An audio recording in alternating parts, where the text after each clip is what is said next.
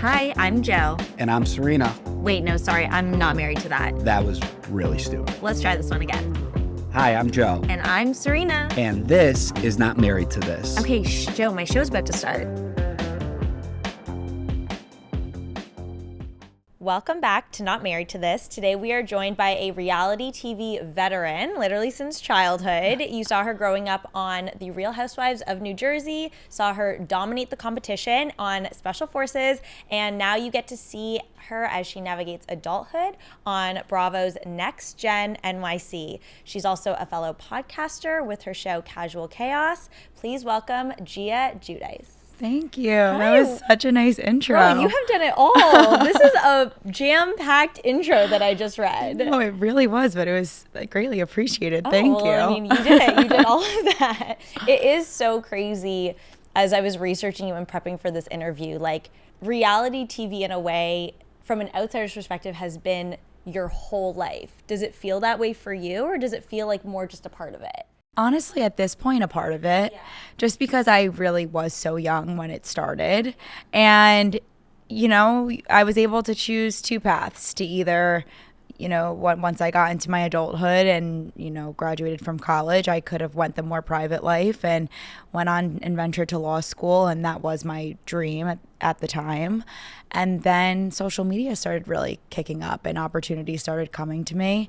And I kind of just sat back for a second and I was like, maybe I should prioritize this. And I'm only in my 20s once. Why not just give this a chance and see if it works out for me? And so far it has, and I'm really happy with my decision. So it's been fun. You're kind of one of the OG reality TV kids. I mean, you were one of the earliest seasons of Real Housewives. What have you brought from your time on reality TV as a kid into your time on reality TV as an adult? Honestly, to always stay true to yourself, but also learn from not even your mistakes or just situations that maybe didn't portray you as your best self. Mm-hmm. So I've always tried to be like my most authentic self, but I think, you know, the biggest takeaway as well is to always be vulnerable. Mm-hmm. And the best way to really, you know, connect with your audience on reality TV is to be open and just let your guard down. So that's what I've definitely learned throughout the years. You have moved out. Yes. Tell everyone a little bit about your living situation and your journey to moving out in case they haven't been watching the show. Because season 1 and 2, you're living in New Jersey at your parents' or your mom's house. Yeah. Is the whole family at the house? Well, so my two sisters are in college. So they are, you know, they're home for the summers and holidays. Gotcha. Which is nice, I'm assuming. Yes. And so I don't know. I never felt the rush. I grew up in an Italian household. Yes. It was very traditional. Okay. Like my mom didn't move out until she married my dad. Gotcha. And that was at like 27. Is that something you saw for yourself at a time in your life? Definitely. Yeah. I mean, there was never a rush. I would come home to, you know, my mom and my grandparents cooking, and it was just, I loved also being with my family and my sisters. I really never felt this need to move out. Mm-hmm. But then once my career really started picking up and a lot of my things were in New York City, and I was literally in the city probably every day during the week, commuting from where my house was in Jersey, it was a lot. And I would just drive. I would drive myself in and out of the city. So it just became super exhausting. Yeah. And I was like, all right, I think this is maybe time. I think it's time. So I started looking at apartments in the Jersey City, Hoboken, you know, Weehawken area. Fell in love with an apartment in Jersey City. I moved out solo. I do have a boyfriend, Christian. I've been with him for 6 years, but it was like my decision and my idea to want to move out, to be closer to the city for my career. So he felt that. He like knew that I was super excited about it. So it was he felt like it was like my journey to like do this but on my own for a minute. So I did. I'm almost approaching a year in my apartment that I'm in. And I think your podcast is the first one that's going to hear me say it, but when my lease is up, I might consider inching into New York City. Really? Okay, we're converting this Jersey girl into a New Yorker. And I was so against it. Like, even on Next Gen season 1, I was like, the Holland Tunnel, this, that. Like, it smells in the city. But Which like, you're not wrong. It does smell in the city, especially in the summer. All the clips of trash, I was like, this is not an exaggeration. No. But, you know, even though I am so close and my commute is still so much easier from Jersey City, I'm like, it could be a little easier though It could. if I was in New York. It could. But I don't know. I think there's also just so much to do here. I think it is exciting, even if I just do it for a year. I'm like, why not? And Again, you can always move back. it's your time to do it. Like, it is our time to do it now. So Yeah, well, that's very exciting. You are now currently airing on season 2 of Next Gen NYC. Was there ever a part of you that felt like, after being on TV, on The Real Housewives, growing up, and seeing your mom do it, you felt like, that's not for me, I would never want to do that? Or was it always in the back of your mind like, hey, this is something I would be super open to and excited if the right opportunity came along? I think it was always in the back of my mind. I always just think about, like, honestly, Andy Cohen. Yes. And he's like, I just feel like if there was a huge full circle of, like, maybe one day one of us, like, doesn't matter who, whether it's me, Ariana, Riley, like, one of us becoming a housewife, like, that would be, I feel like that would be his dream. It's like, how, like, you just completed the circle. Truly. Like, that's, like, awesome. I mean, being from Bachelor, people even talk about that. Like, now that a lot of the people from the earlier seasons of Bachelor have kids that are growing up, like, are they going to now go on the show? What does that look like? Because it's funny. It like, is fun. And I mean, I always thought it could possibly be something that I would do. And honestly, I am happy I took the opportunity, and, you know, it's only grown into bigger things. So Yeah. On Watch What Happens Live with said Andy Cohen, after season 1, you said it wasn't exactly how you wanted to be portrayed, and you mentioned that it was a big growing and learning experience for you.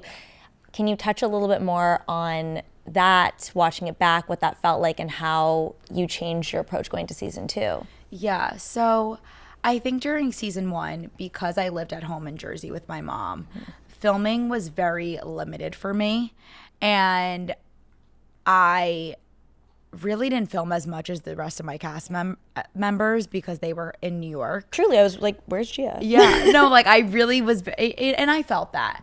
So it was kind of almost like this pressure in a way that I had to bring it when I was in group settings. But it would be, of course, you know, intervening into drama and this and that, when that really truly is not who I am. I really hate drama, and that's not, you know, what or who I am. So when I kind of felt that pressure to bring something to the table when I was in these group scenes, I felt like I overdid it in a way. And so when I watched season 1, I was like, this isn't even half of who I am. Like, I want to show the workhorse side of me, how I'm constantly on the go.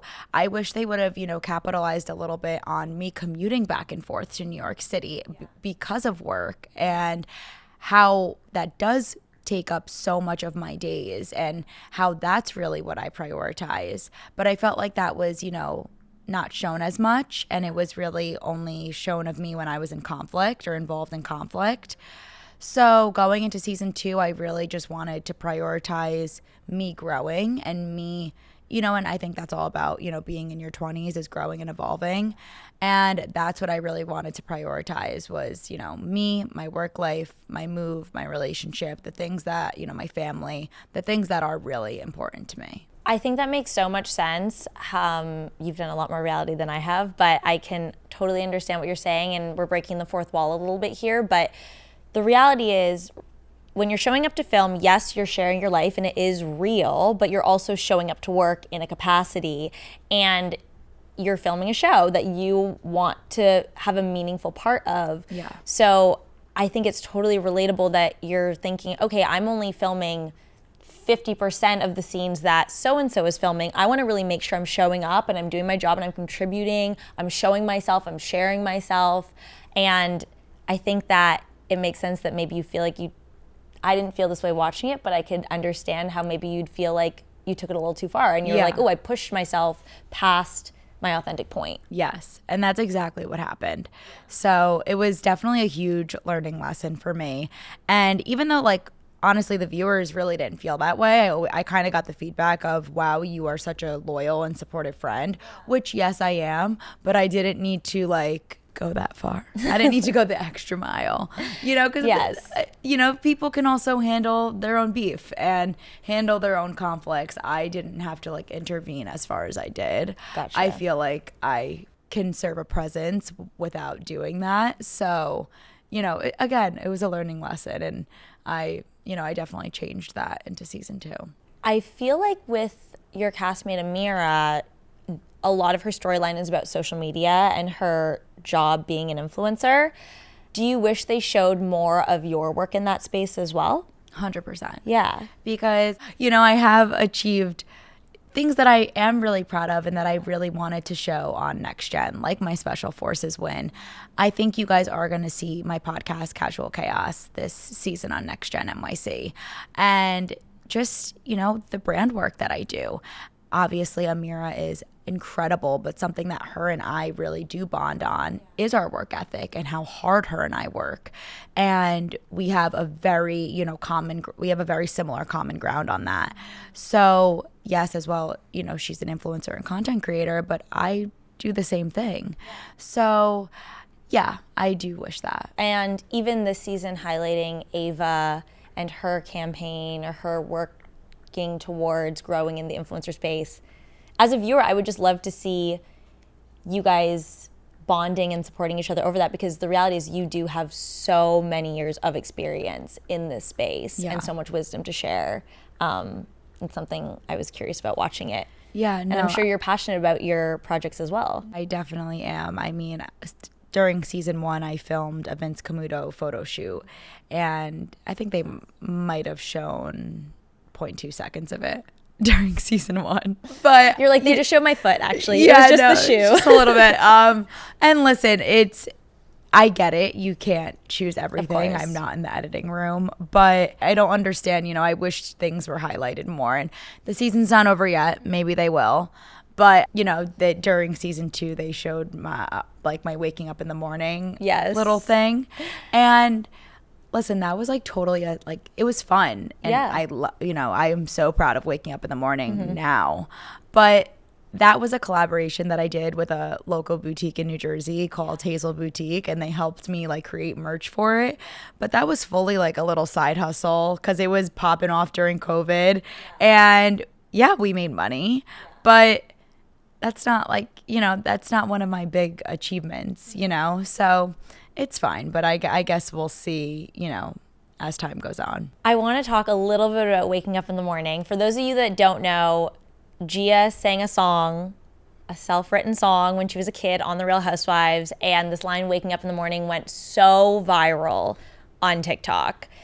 And you should definitely go check it out. I'm curious because you all have probably definitely you've heard definitely it. heard it. You've definitely heard it. If you little, don't know what we're talking about, crying. you know. You will know when you hear it. I'm so intrigued because I'm sure that you have had viral moments like that, headlines about you, true, false, somewhere in the middle your entire life. And there's a lot of people that would see themselves as the little kid crying on TV and feel so embarrassed or feel like, oh my gosh, like that was me a million years ago, or all of these things. I mean, I definitely was. Were you? Okay. Oh, for sure. It took me a minute to actually look at it. Yeah. And also, you know, then capitalize on it, which is what they showed in season 2 of Next Gen. Of, you know, my sweatshirts that we designed and everything like that. But at first I was like, holy shit, how is this resurfacing? Okay. I was like, this is crazy. Yeah. But you know that TikTok sound that's going viral right now? It's like, you know, I picked up the mic. Yes, or something. I just did that one. I press record. Yes. Yeah. I want to do that. Like waking up in the morning changed my life. No, truly. And I really believe like it did. Of course, my mother like paving the path for me, but waking up in the morning really was that pivotal moment for me. I feel like during COVID, it went viral. Everyone was freaking out about it. You know, we had Lil Nas, Cardi B, Nicki Minaj, all of these celebrities using this sound, and they probably had no idea it was me. Definitely. Or maybe they did. You don't know. Nicki Minaj did because she's a fan of my mom. But it was funny. And then I walked into, you know, Hazel Boutique, which is a local boutique in New Jersey. And I was like, I kind of want to make sweatshirts. Like, do you guys know like a manufacturing company? Because they are known for their sweatshirts. Like everyone wears them around Jersey. And they were like, Gia, we would love to do this with you. And then that's when we did the photo shoot and kind of just like marketed on it. And it was awesome. I mean, I definitely made good money off doing it and everyone loved it. So it was super fun. And now, you know, that's the TikTok everyone loves to make with me. And I'm proud of it. You know, I'm so proud of it now because it's, you know, turned into something beautiful, humorous, whatever you want to call it. No, truly. What would be your advice to people? Because obviously not everyone listening to this is in the public eye. TMZ is not necessarily writing headlines, but there's always going to be people that are spreading information that doesn't feel authentic or truthful or makes people feel embarrassed. And I feel like you do such a great job of just handling yourself with grace and being really mature about it. Yeah, I guess just like how do you go about that when you're seeing headlines about yourself? And I'm sure it's hard to not like react sometimes. I think there's always, you know, this urge to react, but then you have to realize like these people are bored, half sitting behind their phones like at home. Half the times they're like, you know, fake accounts that just are like rambling, and people are always going to have something to say. And I just think, you know, thriving and, you know, growing in my career is a better, you know, kind of slap in the face and to all the haters. And use of the energy rather than entertaining the haters. I've always been one to not really care about what people say. You've always kind of had that within you? Yeah, just because, you know, my family has been through a lot in the public eye. And if I really let every single thing that somebody said about me, my sisters, my mom, my dad affect me, I would be in a really dark hole right now. So it's like you just have to like brush it off your shoulder, take it on the chin and just move on. Speaking about people saying things about your mom, this season, Ava and you kick off season 2, getting into a bit of a tiff about how your mom, Teresa, unfollowed her and refollowed her on Instagram. And then you, I believe, went on a podcast and said that that was a lie. That wasn't true. Yeah. Where do you guys stand today? Did your mom follow her and unfollow her? Do you even know if she did or not? How does Ava know that she did that? Right. Thank you. Ava, I guess, got the notification on her phone when my mom followed her, and she screenshotted it. And then once she clicked on my mom's name, then it didn't say follow back.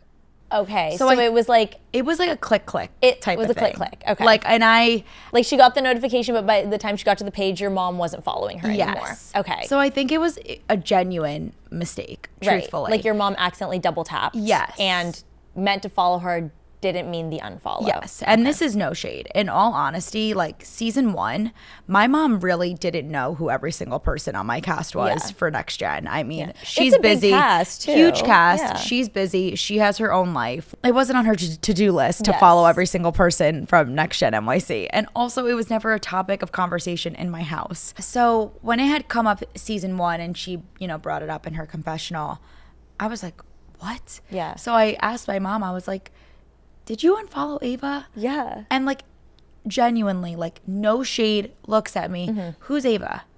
And I was like, that's what I thought. And I just like Yeah. walked away to my room. Yeah. Was never brought up again. Okay. Because it was so silly. Like, it was not something that I would even entertain with my mom or like even make a thing. So I knew it was an honest mistake. So, and that's why, you know, in season 2, I looked at Ava and I was like, my mom didn't even know who you were. And it literally, it was not to shade her.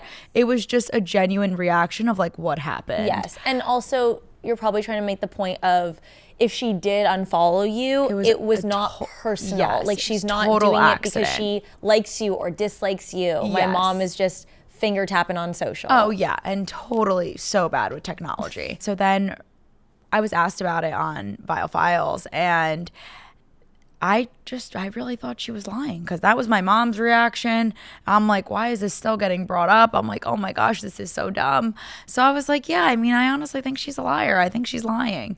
And that it was just like playful. Like I didn't, again, it wasn't like taking up space in my mind. And so then for them to get brought up into season 2, I was like, oh my god. Were you surprised that it got brought up in season 2? Oh yeah. You were? Okay. Oh my god, so surprised. I was Yeah. like, why is this still getting more play? Like, Yeah. can we keep my mom's name out of this? Like, you know, I get it, you know, if we say Teresa's name, it's probably going to get some clicks, but it's like, can we just please keep her name out of this? And I think that was where my frustration lied, because it's like, can we just talk about something else? But, you know, she wanted me to apologize for calling her a liar.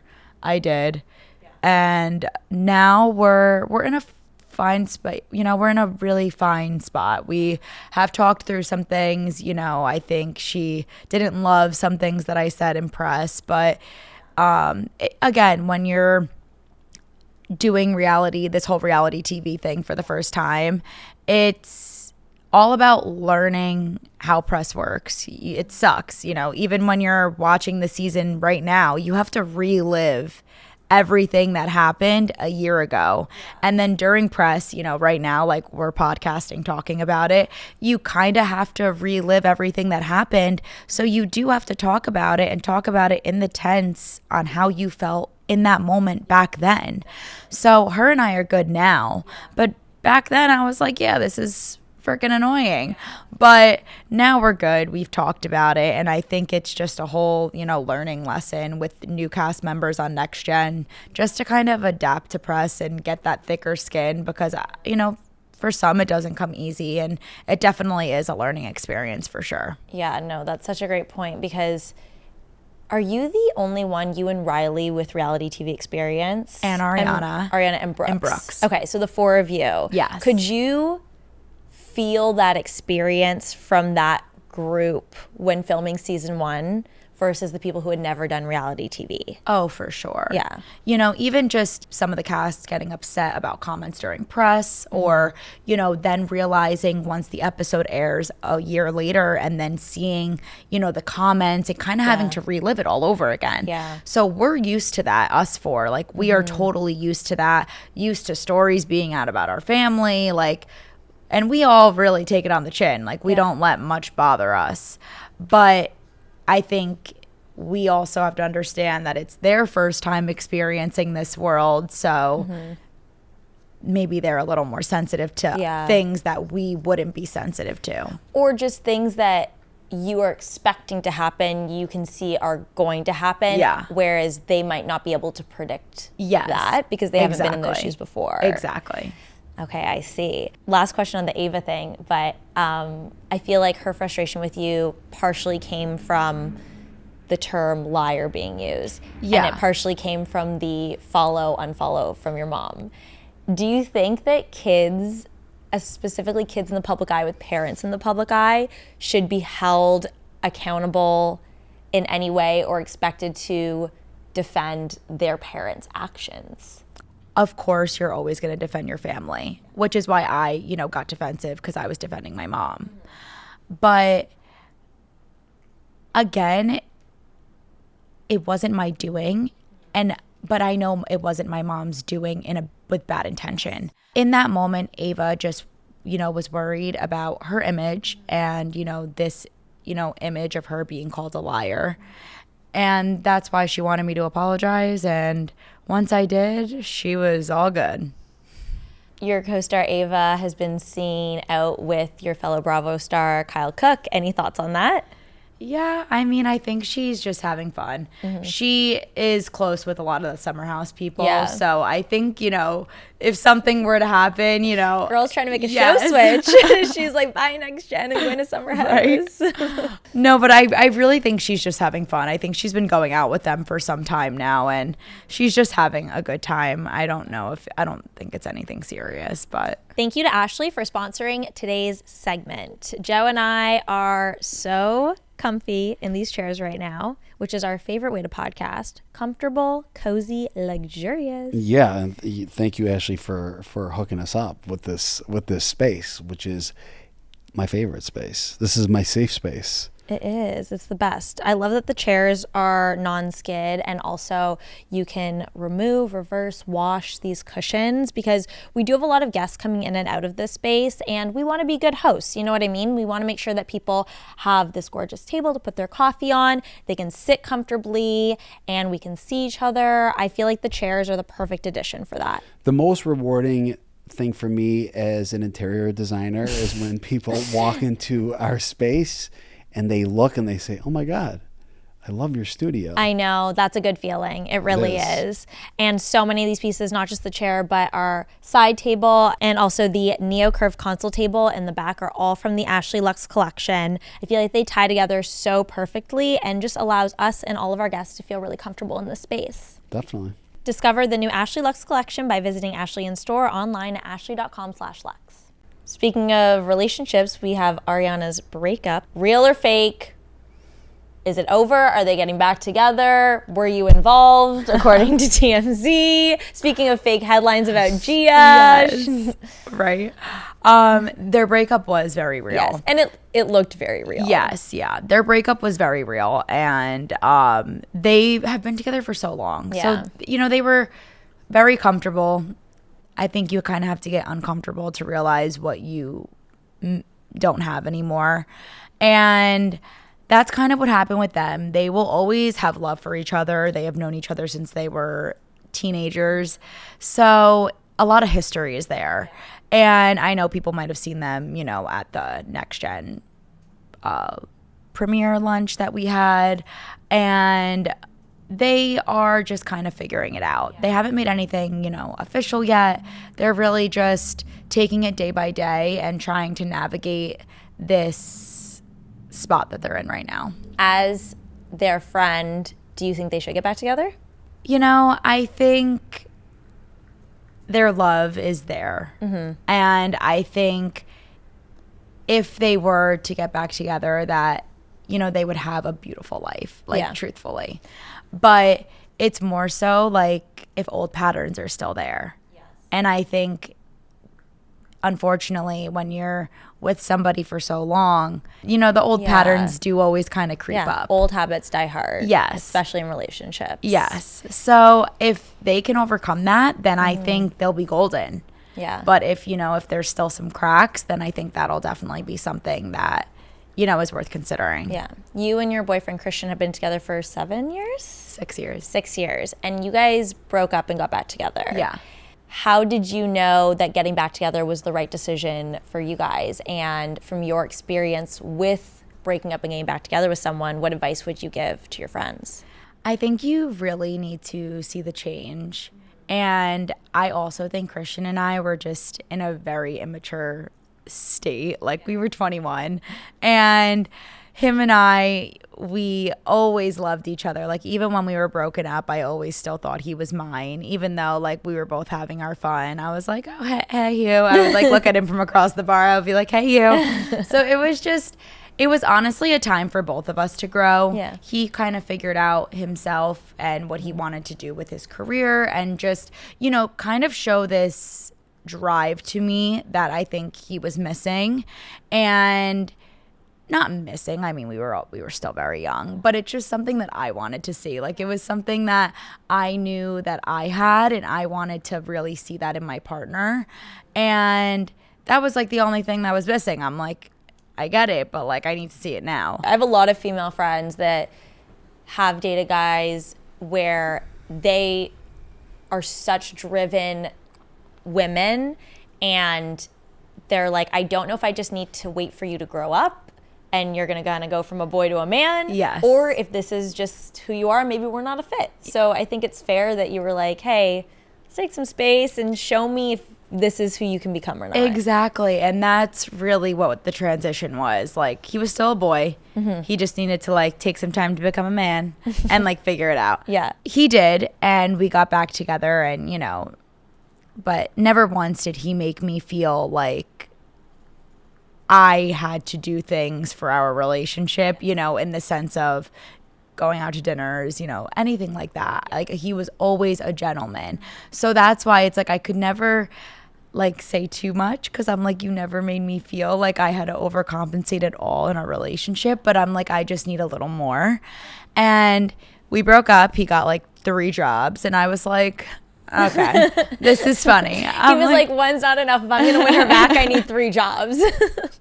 I'm like, this is hilarious, Yeah. honestly. Like, I had to break up with you for you to do this. Yeah. But he did it. But that's and sweet. It was so sweet. Yeah. And, you know, we took about like a year, like about a year apart. You know, we started talking a little before then. But it was just his time to kind of figure it out. And we've been really good ever since. So I love that. It's awesome. I love that. Would you guys move in together in the near or far future, or is Yeah. it something where you're more traditional, you want to be engaged first? Like, what's your philosophy on that? My family would like it to be a little more traditional probably, but I think it is really important to live with your partner before marriage.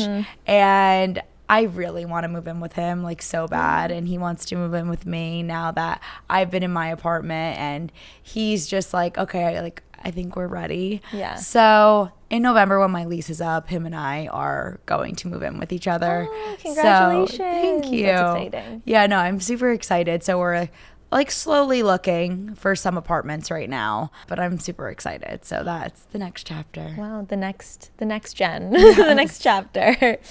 Going back to your cast members, Charlie was in some heat. There's a lot of headlines about him. As someone who lives in New York, I saw all the news before I even watched Next Gen about this situation. I saw on your podcast you said, I would never judge Charlie and his personal history as someone who has had a lot of experience with family members, the law, the press. Could you just talk a little bit more about that?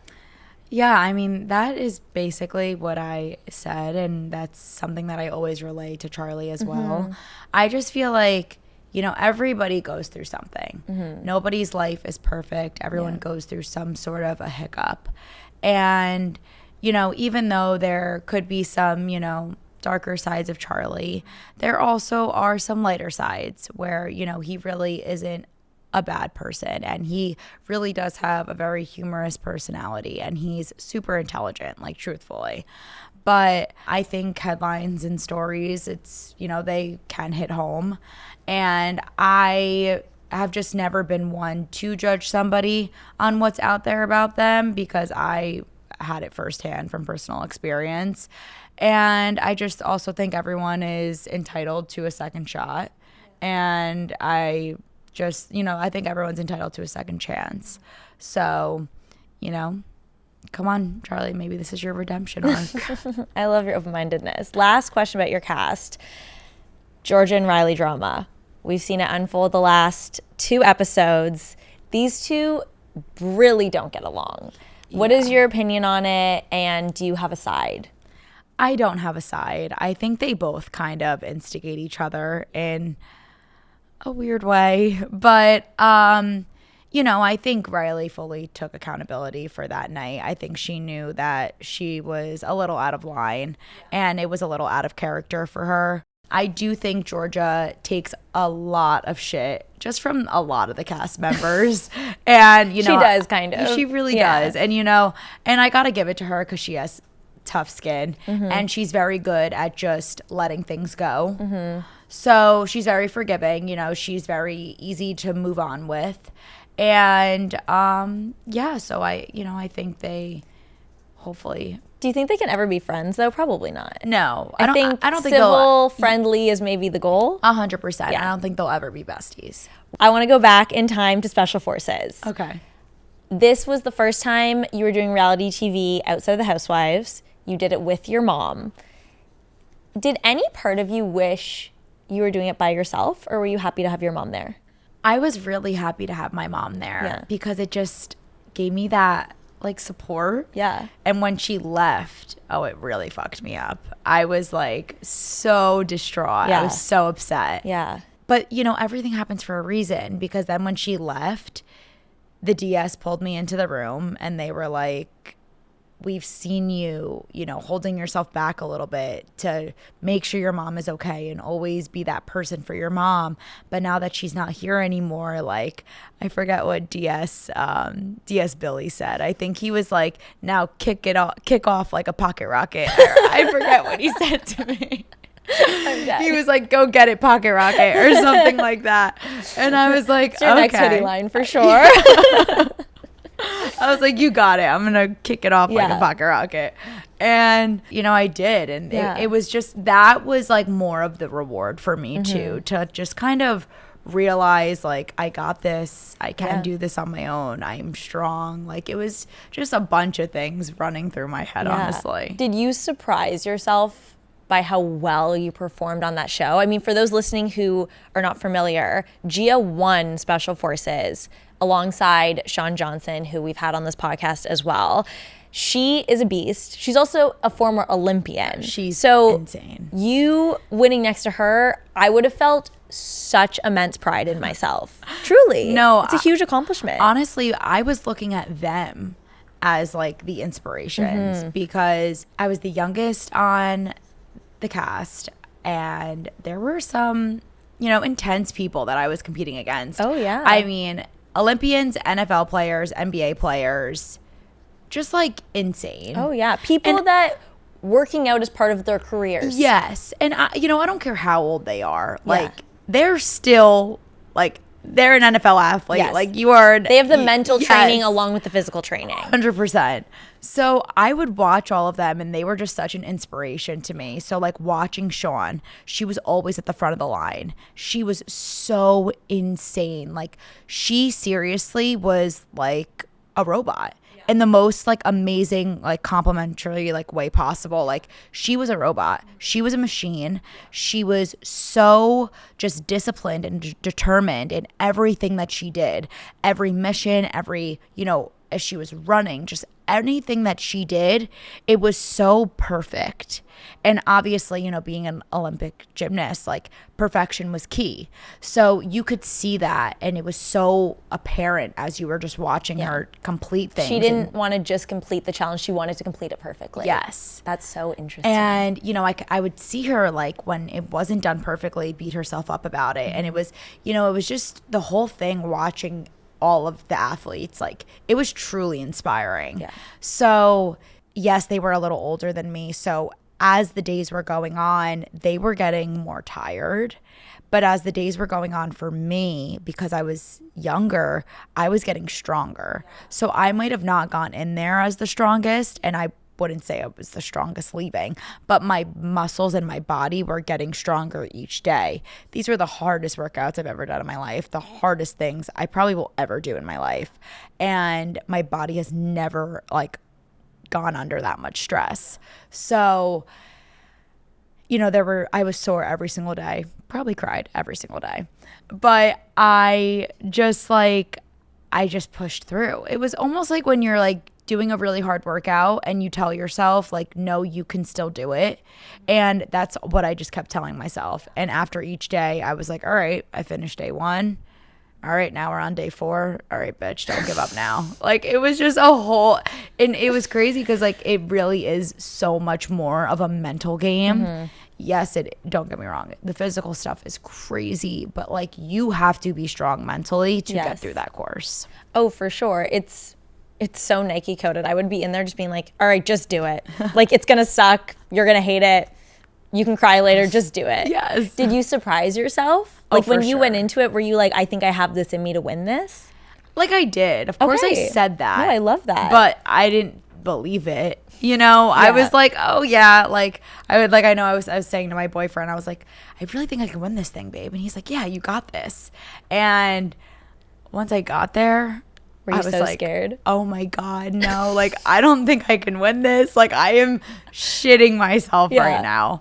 Like, I was terrified. What was the hardest part of that week? The tunnels. The tunnels. Okay. When I had to like crawl through those like really, really small. Are you claustrophobic? I didn't know I was, but yes, I am. Interesting. And I like was crawling through. I crawled right back out. Yeah. I looked at the DS and I go, I'm panicking. Yeah. I can't breathe. I'm so scared. Yeah. And they just yell and curse at you and say, get your fucking ass back in there, number 18. Otherwise, I'm pulling your number. And I would have had to leave the course. Okay. So I was like, yeah, no, I'm going to go back in. Yeah. And I went back in. And that was the day Gia learned she's claustrophobic. Yeah, and I had to overcome it. Oh my gosh. That show is very intense and I'm very impressed. I know, I'm by- excited. The new season's coming out soon. I saw. Any thoughts on the new cast? Oh, I'm so excited. Yeah. It'll be good. I'm excited for, Alexia Umansky. Okay, And yes. Mauricio, her dad. I love the father-daughter, duo, Yeah. because they did mother-daughter with me and my mom. What advice would you give her? Oh, I talked to her. You talked to her? You gave her a little advice? Yeah, I gave her the whole rundown. I also talked to Hannah. Oh, stalking? Yes. Oh, amazing. She was amazing. Very cool. Yeah, And I she'll be think- great on and it. David. She's a beast. She works out like crazy. I talked to a bunch of them, actually. I talked because Alexia, she relayed, obviously, the information to her dad. Mm-hmm. I talked to David. I talked to Hannah. Yeah, there was they all wanted to talk to like the special forces winner. It was That fun. makes sense, though. Everyone's trying to collect information on what am I signing up for. Joe really wants to do it. I don't know. I'm too scared. If You guys get asked to do it as a couple, though, Yeah. like that would be an awesome experience. Yeah. Because Sean Johnson and Andrew did it as a couple. So did Jessie and her husband Eric, and it was honestly like the coolest thing watching like a couple dominate it, but also just watching the different dynamics. Like once Eric got hurt, Jessie left with Eric. And I really truly feel like Jessie could have made it till the end. She was a beast. I've never she impressed me so much. She was so strong and so tough. And then, Sean and Andrew, they were, unstoppable together, but Andrew knew to never get in Sean's way, and it was just funny, let her shine, because and it was it was awesome. And Andrew made it to the end as well, and then got let go during interrogation, but they were together the whole time, and I just feel like it's such a cool experience to go through with your partner. Yeah, it looks very intense and scary, but probably in a weird way intimate. Oh yeah. Do you know what I mean? You're very stripped down. Oh, yeah. You're most fatigued. You're hungry. You're sore. You're tired. Oh yeah. After leaving Morocco, Jessie and Eric took a couple nights in Paris, and they said it was like the best time they've ever had together, because it's like you just go through that, and then it's like, let's just be us for a couple days. And I'm like, oh, I look at them and I'm like, you're like couple goals. I want to talk about your restaurant that you're opening with your mom. It is called Il Vero. And can you tell us a little bit about it? Yes. Il Vero. Il Vero. Did I say that right? Il Vero. So funny. It means the truth or the real thing in Italian. Yes. So Guys, I just knew that. I didn't even have to search it up. No, I'm just kidding. no, but so I'm opening up the restaurant with my partner Maria. My mom is just there, but Gotcha. in the most supportive way possible. How do you know Maria? I met her through a family friend, because she had actually owned the building of the restaurant. Okay. And it used to be the old Prohibition, which, I mean, I don't know if you guys know Westwood, New Jersey, but it used to be the old Prohibition. And then during COVID, it shut down. And then she was looking to, reopen and do something extravagant in the space, because it's awesome. There's a lower dining level. There's an an upstairs lounge area. And then there's also a rooftop. So you kind of have it all in the restaurant. And when I approached her with the idea, I was like, would you be interested in this? I think, my audience and my mother's audience can drive a great market here. My mom has 4 cookbooks. Like, there's just a lot here. And I feel like it's very, really authentic to us and our family. She loved the idea, and we kind of just started getting to work, and we are so excited. It's probably we're shooting for it to open sometime in August. Oh, soon. Yeah, so soon. The interior of the restaurant is done. We're really just working on all the operational stuff right now. It's going to be a new but more refreshing Italian menu. So because we want to incorporate also some traditional Mediterranean pieces. So we kind of want it to be a mixed blend of Italian and Mediterranean. I think that is like my favorite mix. I love Italian food, but then like I can also always fuck up some Greek food. So I just feel like there's also a very beautiful happy medium that you can blend with, you know, both cuisines. Yes, they go very well together. Yes. And you can, you know, make a grilled octopus but give it an Italian twist. Absolutely. So we're doing all the experimental stuff right now and kind of just testing out some chefs and some staff members and figuring that all out, having meetings with mixologists. We have a big liquor meeting tonight.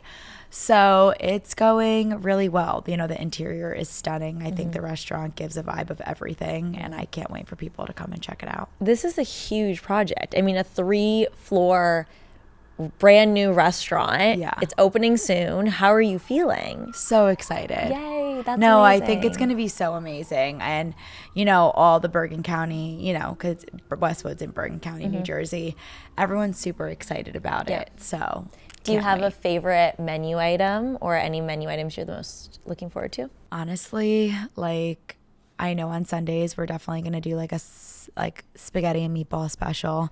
I'm very particular about my meatballs at a restaurant. My husband Joe's Italian, and so is he. So He's he like very picky so about his he meatballs. never gets meatballs, I'm assuming, at an Italian restaurant. Probably pretty He will rare. sometimes, but he's so picky. Like Yeah. there'll be times where he'll be like, "I'm not eating that." No, exactly. Like I'm not eating those meatballs. Exactly. It's very hard to go to a restaurant and eat a good meatball. Yeah. So I think that's like one thing that I'm like, we are perfecting this. And like, Mom, get in the kitchen and you are making You're the chef sure now, girl. this is done. So I'm excited for that. Also excited just for some of like the traditional Italian food that my mom and my family love, like steak pizzaiola and, you know, our octopus that we make. And so we have a lot of good dishes, and I'm so excited. What were those famous cookies that your mom was obsessed with? Pignoli? Are we gonna have some pignolis on the menu? Of course. We I have feel like to. it's only right. It is absolutely right. Well, I'm very excited. We'll have to come try your meatballs when it opens. Yes, Congratulations. Last thing I want to chat with you about is your podcast, Casual Chaos. How long have you been doing it for now? 2 years? Over a year. Over a year. Yeah. Okay. How has that been? I feel like a big project to take on, especially solo. We just launched this podcast about 3 months ago, and I just don't think people realize how much work, especially in the beginning, goes into doing a podcast. And I'm very grateful to have my husband as my co-host. You're the sole member of Casual Chaos, and it's thriving. Tell us about it. Yeah, no, it is so fun. When the opportunity got brought to me, I was super excited about it. I also was like, am I going to be good at this? Like, I didn't know. But then it became very natural to me in just the interview space, and I really enjoyed it. And I am literally going there right after this. So yeah, it does take up a lot of time, and it does take a lot of effort. But I think, you know, if you are a person that is able to connect with people and connect with the people that you're interviewing and just make them feel comfortable in a safe space, then I think you're doing a great job. And I always get that compliment whenever I'm interviewing somebody. So I really appreciate that. Yeah, I believe it. I mean, you're such a natural. I love having podcasters on our podcast. What is the hardest part of it?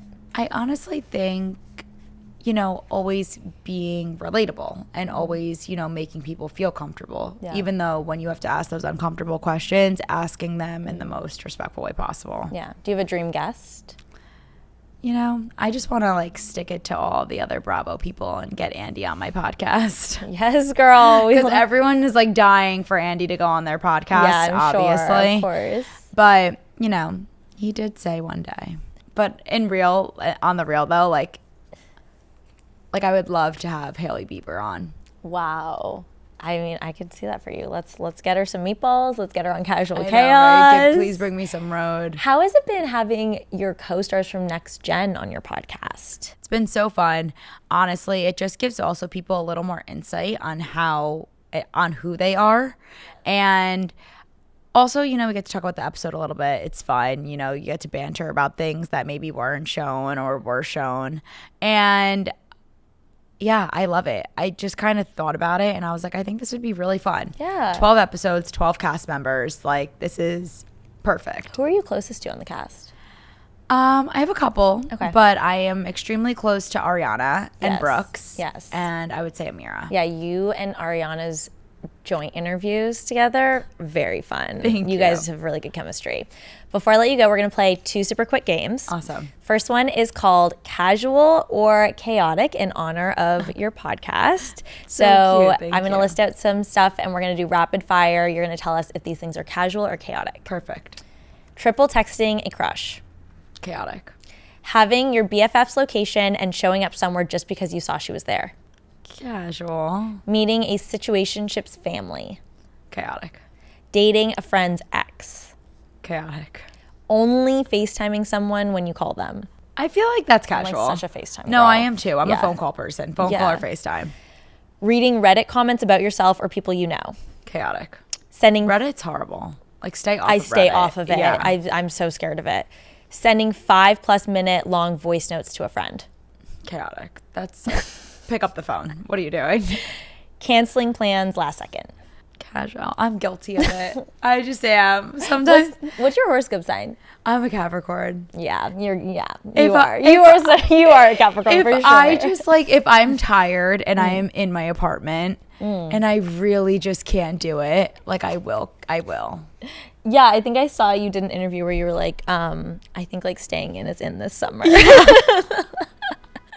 Okay, last thing we're gonna do, we ask everyone on this podcast something that they're not married to end off the episode. What I'm currently not married to, and this changes on and off, is bringing just a carry-on bag. I feel like the idea of a carry-on is that it makes your life so much easier because you don't have to check a bag and it saves you time. You don't have to wait on the other end. But the amount of work I have to put into packing everything I need in just a carry-on. And then as a little girly, when I'm traveling alone, I've got my backpack, I've got my carry-on, I'm rolling it through the suitcase, I'm trying to get a water, I'm trying to load it into the overhead bin, take it out. Then I'm there, everything's chaotic because I've overpacked the suitcase. So I'm throwing it everywhere. I actually feel like checking a bag makes me feel so much calmer, more organized. I can overpack a little bit, have different options, and I don't have to roll my suitcase throughout the entire airport. I completely agree with you on that. Thank you. I'm also an overpacker. Yes. I am not married to a mess. I'm very OCD. Tell us, is your bedroom impeccable? Just, yeah, like my apartment's very clean. Are you a wake up and make the bed every single morning kind of girl? I am. I am too, actually. My apartment's a little bit messy, but No, I am. Like, it's just like something about me. I just feel like when you walk into somebody's home, it's like it gives such a thing about who they are. yeah. You know? It's very telling of Yeah. someone's personality, type A, type B, type C. 100%. I'm totally type A. Gia, thank you so much for coming on Not Married to This. Can you tell people where to find you, where to find your podcast, plug your yeah. restaurant, all the things? Oh, thank you. Yes, my restaurant is El Veto Westwood on Instagram. My Instagram is _Gia Giudice. You can follow me on TikTok, Gia Giudice XX, and listen to my podcast, Casual Chaos. Thank you guys so much for listening to Not Married to This. You can find us on Instagram at Not Married to This Pod or YouTube and TikTok at Not Married to This. We will be here every single Thursday. Bye.